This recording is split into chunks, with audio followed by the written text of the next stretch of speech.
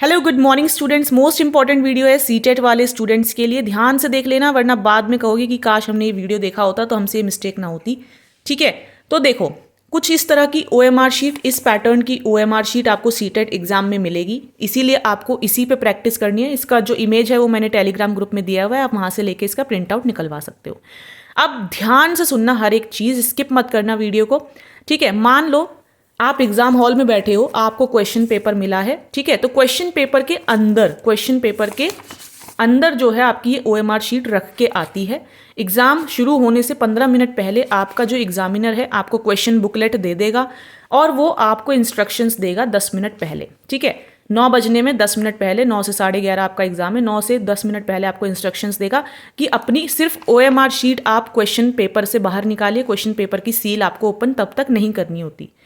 ठीक है, आपने बहुत से एग्जाम दिए होंगे, आपने देखा वो क्वेश्चन पेपर्स में सील लगी होती है। ठीक है, आपको बुकलेट निकालनी है और बिल्कुल पूरे ध्यान से, बहुत मतलब आपका जो दिमाग है ना वो उस वक्त यही होना चाहिए, एक भी गलती नहीं होनी चाहिए आपके रोल नंबर में या आपकी प्रश्न पुस्तिका के नंबर में या कहीं भी, क्योंकि एक गलती और ये लगा लो कि आपको बहुत ज़्यादा प्रॉब्लम हो जाएगी उस चीज़ से, क्योंकि वो भले ही आपको फ्लूइड दे देंगे आपकी संतुष्टि के लिए, लेकिन उसका कोई यूज़ नहीं है। गलती मतलब गलती। तो रोल नंबर को इतने ध्यान से भरना। ठीक है, बुलेट्स आपको फिल करने आने चाहिए कि कैसे करना है। आपका जो भी रोल नंबर है, मान के चल लेते हैं एक हाइपोथेटिकल 1 2 3 4 5 6 7 ये एक रोल नंबर है, तो यहाँ पे आपको पता होना चाहिए कि यहाँ पे 0 की लाइन है, ये 1 की लाइन है, तो जो नंबर है उसके नीचे उसी लाइन में उसी नंबर के बुलेट को फिल करना है। जो नंबर है उसके नीचे उसी लाइन में उसी बुलेट को फिल करना है। जैसे ये 3 है तो इसके नीचे वाली लाइन में मुझे 3 वाले बुलेट को ही फिल करना है।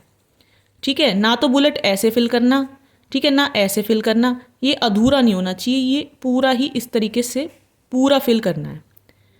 ठीक है, उसके बाद जब आप अपना रोल नंबर फिल कर लोगे, उसके बाद आपका जो क्वेश्चन पेपर है उसके ऊपर ना, अब देखो जैसे यहाँ पे एक मिस्टेक हो गई, क्योंकि मैं तो आप लोगों से बात कर रही हूँ इसलिए मेरा ध्यान इस चीज़ में कम था। देखो ये हो गया ना, ये मैंने 3 पे लगा दिया लेकिन लगाना था 4 पे। ठीक है, तो कई स्टूडेंट्स क्या करते हैं, ऐसे क्रॉस लगा देते हैं, उसका कोई बेनिफिट नहीं है, ना क्रॉस लगाने का ना फ्लूइड लगाने का। फिर जो होगा वो वहीं पे देखा जाएगा, वो लोग कैसे मैनेज करेंगे। लेकिन इसीलिए मैं आपसे कह रही हूँ कि ध्यान से करना, इस तरीके से कोई भी मिस्टेक नहीं होनी चाहिए।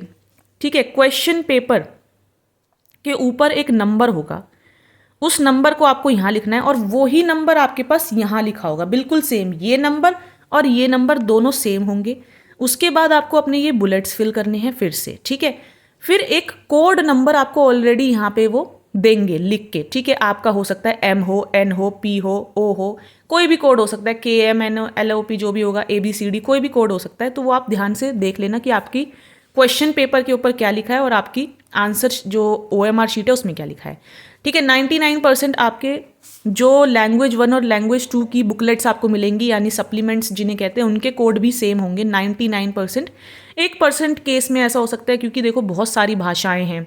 ठीक है, उर्दू है, मलयाली है, संस्कृत है, बंगाली है, तो हो सकता है जो आपकी जो सप्लीमेंट जो कॉपी हो उसमें आपका ये जो कोड है ये अलग हो।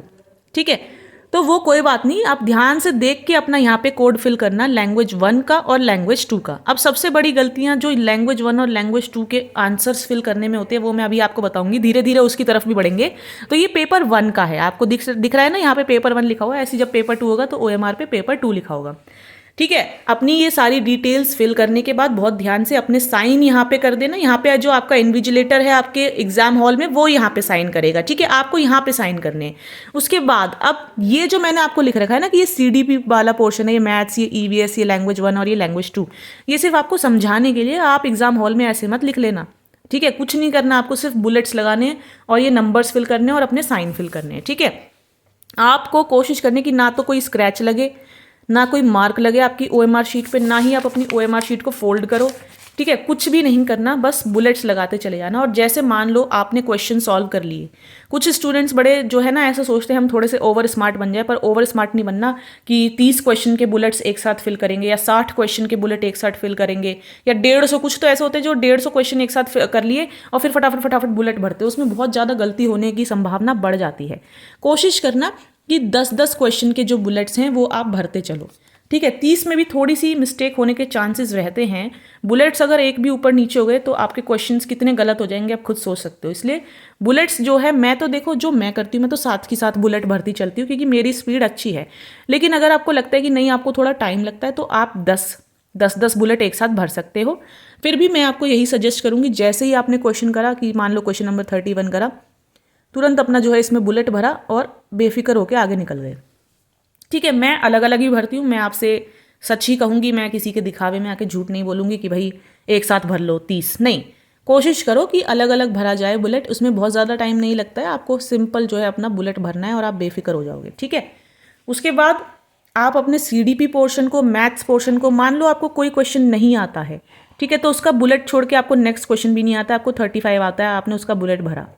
ठीक है, तो अब आपके पास ये क्वेश्चन पेपर में सर्कल होने चाहिए, क्वेश्चन नंबर 33 और 34, कि हाँ भाई ये क्वेश्चन मैंने अभी नहीं करे हैं। ठीक है, वैसे तो आपको वो OMR शीट में भी दिख जाएगा, लेकिन मान लो सारे बुलेट्स भर दिए आपने और एक क्वेश्चन छूटा हुआ है, तो वो आपको बार बार ऐसे ढूंढना पड़ेगा ना OMR शीट में कि कौन सा क्वेश्चन रह गया।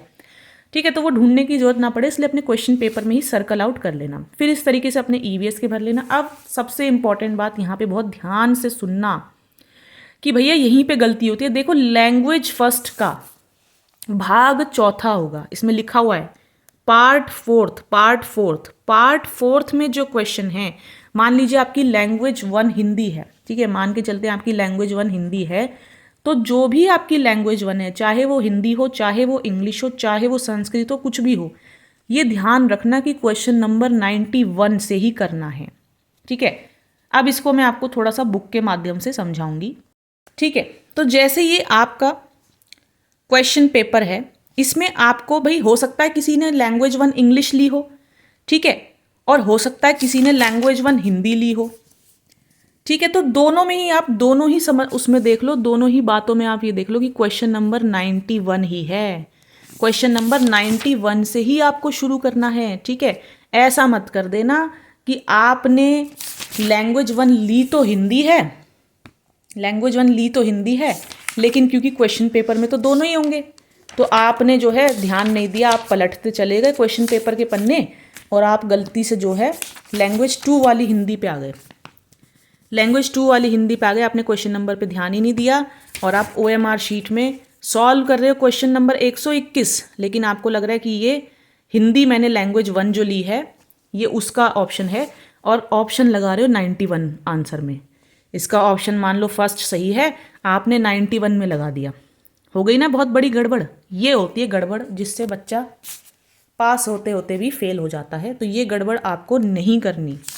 ठीक है, बहुत ध्यान से अपने क्वेश्चन पेपर के जो पन्ने हैं, उनको जो पेजेस हैं उनको पलटना बहुत ध्यान से कि भाई लैंग्वेज 1 शुरू हो गई है। अच्छा ठीक है, तो इंग्लिश अगर लैंग्वेज 1 मेरी नहीं है तो मैं ज़रा आराम से बहुत प्यार से धीरे धीरे पेजेस को पलटती हूँ और देखती हूँ, अच्छा हिंदी लैंग्वेज 1 भाग 4, इसके ऊपर भाग 4 लिखा होगा। ठीक है, क्वेश्चन नंबर 91, मेरी लैंग्वेज 1 तो हिंदी है, ठीक है, मुझे क्वेश्चन नंबर 91 के ही बुलेट्स को फिल करना है।